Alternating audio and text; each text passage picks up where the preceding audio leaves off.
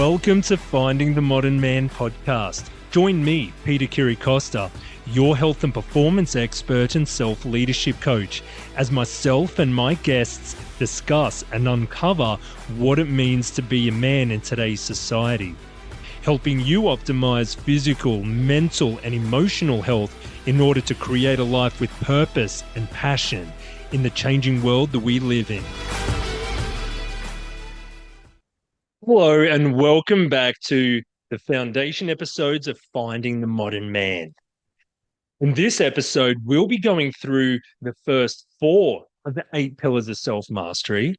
And in the next episode, we'll be going more in depth into the 4 pillars. So let's start with pillar number 1, constitution. Now, what does constitution actually mean?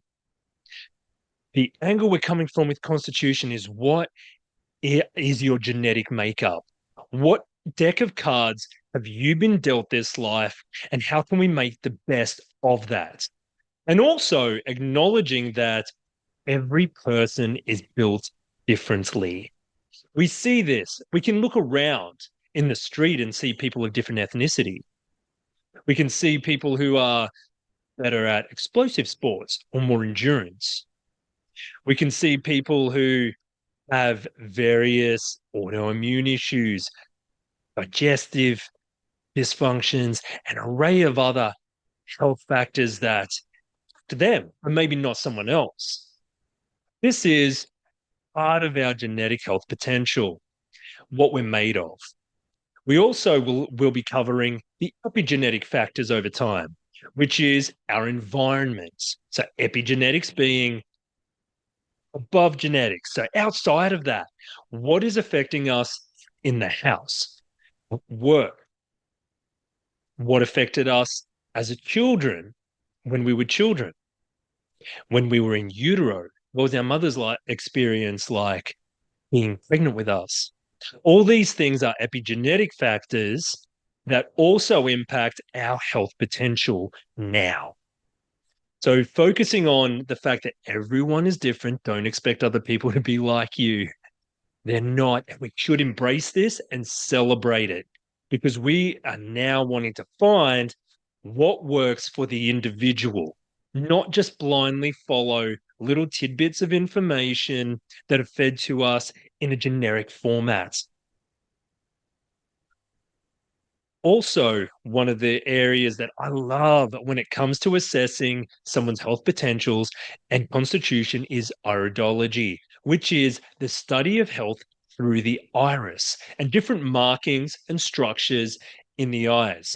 In future episodes, I will show you examples of just how different one person's iris can be from another and what that means health-wise, what we've accumulated genetically, and also what we've accumulated through our life, which will help put it into a greater perspective and a more tangible example. The second pillar is mindset.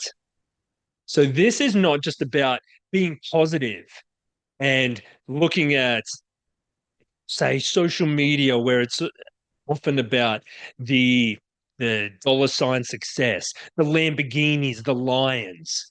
No, I won't be looking into that. It's not just about the positive thoughts and trying to be positive and act alpha. Who even knows what a real alpha is or what the definition? Okay, so these are some of the things we want to break down over time and look at. But not everyone is the same. Not everyone has the same personality.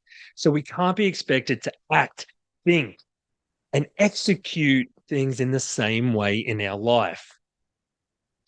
One of the things that you'll find I'll be talking about over time is the parts of us. This comes from a number of different sources. Executive state identification is one, and also psychology models that work with parts.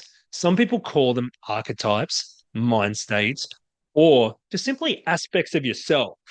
So getting into the mindset of not thinking of ourselves as just one whole, which can often bring confusion and confliction, but looking at the parts of us that have developed over our life at times when we needed that to support where we were at in a certain way, and whether that supports us now or inhibits us reaching our goals. Also, with mindset, one of the big things that we'll be covering is curiosity. Being curious, coming from a mindset of being open mentally and emotionally to the situation in front of us and the conversations that we have. One of the other things as well, that you need to be yourself. So let's find who that man is, because that's going to look very different from me to you to the next guy. We'll be working on rewiring the brain, looking at these different topics and concepts of how we can go about making new neural pathways, breaking down old ones, allowing new ones to form for a new way of thinking, feeling, and acting in our life. You'll also hear me talking in the mindset about passion, purpose, adventure, fire in the soul, which is very important to have a sense of, and as well can be vastly different from between most people. And so it should be. We need different types of personalities, different visions to make the world go round and to connect and inspire others in our own special way. One of the things as well that we'll cover in mindset is the meaning we put on suffering, where we are in our lives emotionally, how we're dealing with that, how that's impacting other areas of our life and the people around us. This is also about improving our approach in life our own way, finding what works for us, which is why you'll notice I won't be telling you so much of what to do, what you have to do, what you should do, how you should think, how you should feel, how you should act. I'll be posing questions, frames, examples, concepts that we can delve into. And then it's up to you to make your own decision, because this is part, I feel, of being a modern man, being adult as well, being able to make your own decisions, take in information, and then make your own decisions from there.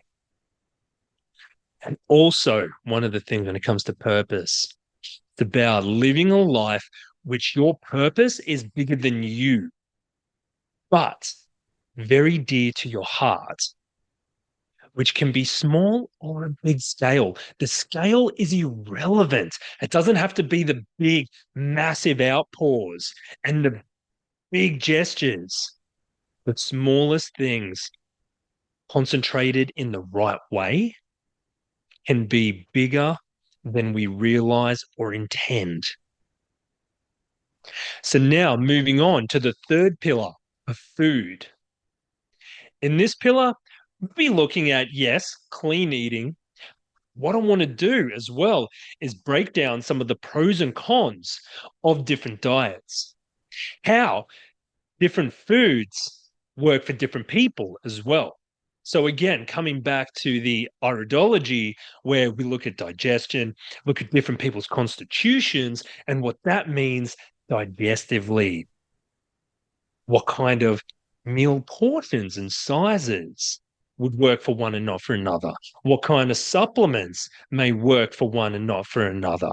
So giving examples of how we are so different. And it's not just as simple as counting calories or making sure you've got the right macros or the right micros. We'll be looking at how the digestive system can work in dysfunctional ways as well. This is something that I've personally dealt with since birth. And so I've come through with a lot of a keen sense of learning and wanting to study how we can improve the body, not just live in dysfunctional state with it. This is part of my passion, part of my purpose behind this, because things can change, not always 100%. And some things unfortunately just stay. But what can we focus on? What can we improve with our food, our nutrition? The nutrition versus supplementation. This is an area of confusion as well. Going through some of the digestive and autoimmune problems and the effect on the nervous system as well, not just treating food as what we put in and the organs automatically do the right thing. We'll be looking at those relationship we have with food as well. This is very important because often when it comes to, say, if you're the type of person that wants to lose weight, you struggle with your weight, struggle with your food intake. What's the relationship with food? Even with diets, are they so restrictive? And I'm talking outside of medical reasons here. Is it so restrictive? What's the relationship? Coming back to the mindset as well. How does that relate to mindset? As well as what you're putting in your body with food. We'll also be looking at some of the different pros and cons of detox protocols, some of the typical approaches. I'll be coming as well from the Chinese philosophy perspective on the nature of foods as well, which is a bit of a different aspect. It can be a great tool to use as a general guide. So I won't be dealing out diet plans and specifics like that. We're discussing the concepts that can help us because when our digestion is good, our body's absorbing nutrients and utilizing those nutrients, we're going to be healthier. It's going to help our constitution. And there's a direct relationship between gut and brain health. So that will be affecting our mindset and our mental health as well, setting up these foundations for greater health long term. Following on from food, we'll be looking at movement. And please notice I said movement, not exercise, because there's more to human movement than just training. Yes, it is important. And we will be going through some of the important factors and reasons why we should be exercising and looking at the benefits of whether it's resistance or cardio, how they play together, what benefits they have, and the need for the human body to move. A lot of us live in a sedentary life. A lot of people are sitting down at work, go home, sit down again. There's a need for movement, also the need to move in nature. Get flowing, get the life force connection to the earth, which, going back to food, nourishes us. The earth nourishes us. Movement wise, it benefits the nervous system to get out into nature. So we'll be looking at some of these concepts and how to integrate them into our lives. Also, coming back to iridology, we'll be looking at, from that perspective, how because some people are built different, this also comes down to movement. Not everyone can tolerate the same kind of exercise as another. So we need to look at this in a more individual approach. So from that angle, we'll be looking at that over time as well, how there are some clear signs, even though I may not be able to take photos of your eyes online here, there'll be some questions so you can get more in touch with what's going to work for you in time. We'll also be looking at the importance of, unfortunately, as we start getting a bit older, keeping up those testosterone levels as well. Exercise and movement plays into this a lot, as well as the food and our constitution and our hormone function. So we'll be looking at that in conjunction with movements. What are ways that we can help maintain higher levels of testosterone as we start aging? Because let's face it, once you're past 35, we know it's scientifically proven that yes, testosterone and strength does start to drop off each year. So what can we do to maximize it and optimize it? This is the other thing. It's not just about training and following set prescriptions that someone's given us. It's about what's optimal. What kind of movement gives you optimal function? And then beyond that, what leads to overtraining or overstimulation of the body? What is underdoing it? It can vary because not everyone's built the same. Some people are built more athletically and can tolerate more. Some bodies need more movement to function better and to also just function mentally clearer, to have a clearer mindset. This changes from person to person. So we'll be looking into those aspects as well as what's optimal for you. And that depends on your needs, including things like the industry you work in. What's your work environment like? What are the movement patterns of that work? What would support or inhibit that? What your relationship with exercise is. The different hormone and enzyme responses with exercise. The importance of balance as well, both structurally, looking at upper, lower, front, back of the body, and how that plays into our musculoskeletal health, our structure, our physical structure, how that's affected, and learning to accept our natural strengths and weaknesses and work the best with the deck of cards we've got. So there are the first 4 pillars. Again, looking at constitution, genetic and epigenetic factors that affect our health and our health potentials. Mindset, going beyond thinking positive and ways that we need to change or could make changes for a better future for us and the people around us and future generations. What's going to be more optimal mindset-wise? Food, looking at what we put in our bodies and why, and how that varies for the individual.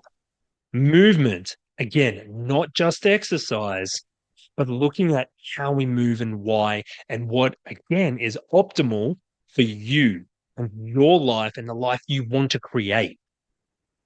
So thank you for joining me on this episode of the Foundations of Finding the Modern Man. In the next episode, we'll be finishing off with the second set of 4, and then following on to further episodes, breaking down different things along the way. And also over time, I will be getting guests in. So you'll find I will have some episodes of just myself talking like this, or others where I'll be interviewing other men who will be sharing their stories and their perception. Just guys like me that agree with me. We'll be getting people in with different perspectives on life, because that's what we need. Different personalities, different visions to then inspire and create change in the macro, in the big picture. So thank you again for joining me. See you next episode. Just a friendly reminder that what we discussed today does not constitute personalized advice. If you're planning on making significant changes to your life, creating a pathway suited to your specific needs and goals is recommended. Also, if you have any questions or topics you would like me to cover on future episodes, please get in touch via social media or through the website. And thank you again, and I look forward to seeing you in the next episode.